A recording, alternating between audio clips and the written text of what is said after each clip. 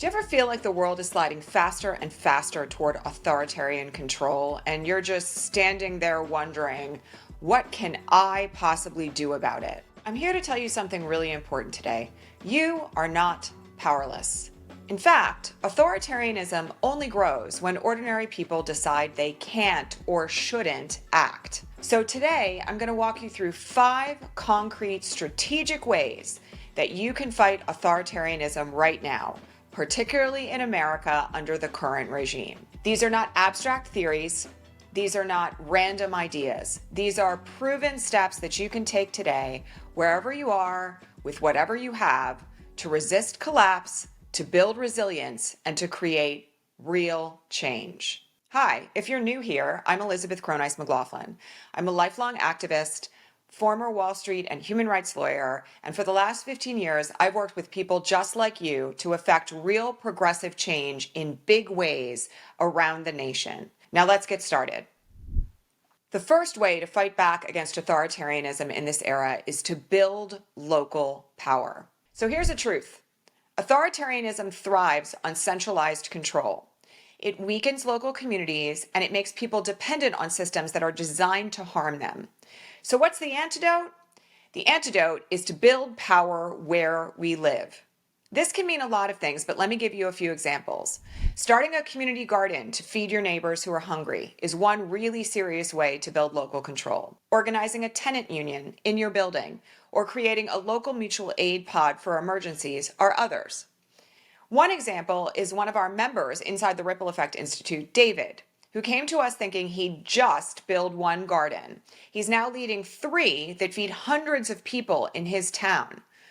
And that's what happens when you commit to local action. You become harder to silence, and you become a part of the solution as other institutions crumble. So the big takeaway from strategy number 1 is that strong local networks are the foundation of resistance in this era. Now, before we move on to the second strategy, I want to invite you to do 2 quick things. First, hit that subscribe button right now. This channel is where we break down the strategies and skills you need to fight authoritarianism effectively and to do it without burning out. And I promise you don't want to miss what's coming next. Second, if you're watching this thinking, yes, I want to do more, but I don't know where to start, you don't have to figure it out alone. There's a link below where you can book a free strategy call with me and my team here at the Ripple Effect Institute. On that call, we'll talk about what's keeping you stuck, what you're dreaming of building for a better future, and how to actually move forward. So go subscribe and grab that free strategy call while spots are open. All right, let's keep going. The second way to fight authoritarianism in this era is to protect and amplify truth.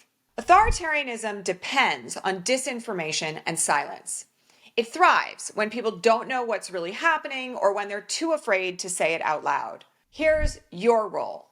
Speak the truth, even when your voice shakes. Share reliable sources in your community. Maybe even host small group discussions in safe spaces where people can unpack the propaganda that they're being fed.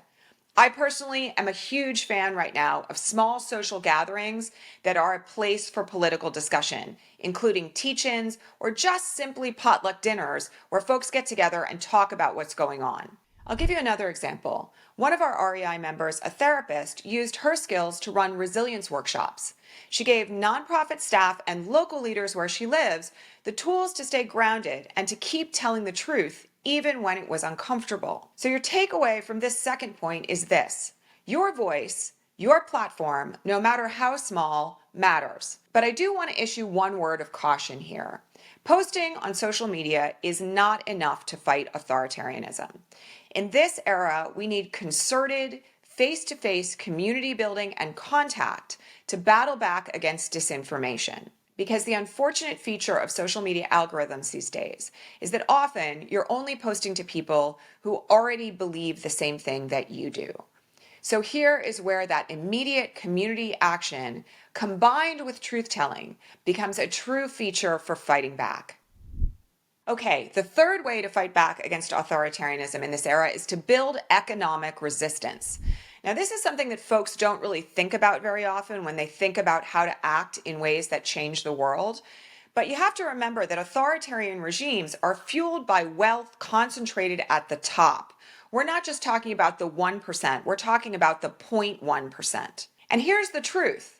Every dollar that you spend is a vote for the system that you want. So what does that mean in real time? Well, it can mean investing in local businesses that are owned by marginalized folks rather than shopping at big box stores or huge online platforms that are contributing money to the current regime. It can mean engaging in economic boycotts that refuse to funnel resources into corporations that are bankrolling authoritarian candidates. And it can also mean smaller things for you, like moving your money to a credit union or making sure that your donations are directed towards small organizations that are in desperate need. Inside the Ripple Effect Institute, we have conversations with the leaders that we work with about their own economics. Where is your money moving? What does it support?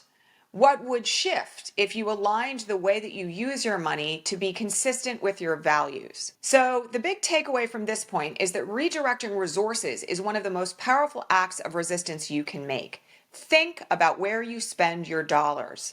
Think about how you move money for the benefit of others. This too is a means of challenging authoritarianism and the concentration of wealth in ways that help to benefit people who are currently under attack. Okay, a critical way, our fourth way to fight back against authoritarianism is to build key leadership pipelines. So authoritarianism tries to concentrate power in one leader, one figure, or one party. The antidote to this is to multiply effective, people-powered leadership everywhere. That means everything from mentoring younger organizers and teaching them skills you've already learned, to endorsing and working for progressive left-leaning candidates who are in it to help the people, not just themselves. One key feature of this is making sure that you are encouraging your community members to step up and do the right thing in support of others. This can mean encouraging local qualified folks to run for office. It can include helping those who really want to make a difference to figure out where to put their skills and resources for good. And it can also mean working with people who may be newer to activism to help them grow their skills. And let's remember, it always gets easier when we're not the only ones carrying the load. So here's another example. One of our members inside the Ripple Effect Institute began with a passion for helping to support trans youth. With support, they've now created a pipeline of safe adults and mentors so that kids in their location know where to turn. That's multiplying leadership. It's building an unstoppable movement, and it creates environments where everyone is together a part of the solution. So your takeaway from this key fourth point is that movements are strongest when leadership is everywhere, not just at the top. And one of the things that we teach inside the Ripple Effect Institute is how shared models of leadership are the most effective means of creating change right now. Okay, point number 5, and this one is really key. Stay human and stay grounded. So authoritarianism feeds on fear and burnout. It wants you exhausted. It wants you isolated and hopeless, believing that there's no way that you can make a difference. This is one reason, by the way, why the ever-present flood of bad news seems to never stop. It's like standing in front of a fire hose that's designed to make you freeze. But here's the thing. A burned out activist is an activist who no longer has the capacity to fight. So here's one key feature of our current resistance. We need to rest deliberately. We need to connect with joy, with art, with laughter, and we need to hold on to the parts of our lives that remind us of why the fight matters. One of our members inside the Ripple Effect Institute nearly quit after years of running a nonprofit because she was so burnt out. But inside the Ripple Effect Institute, she was able to rebuild her strategy to not just save her health, but to keep using her art and her creativity in furtherance of justice in a sustainable way. So one of the things that I want you to remember here is that resilience is resistance, and it is incredibly key to our capacity to win in the short and the long term.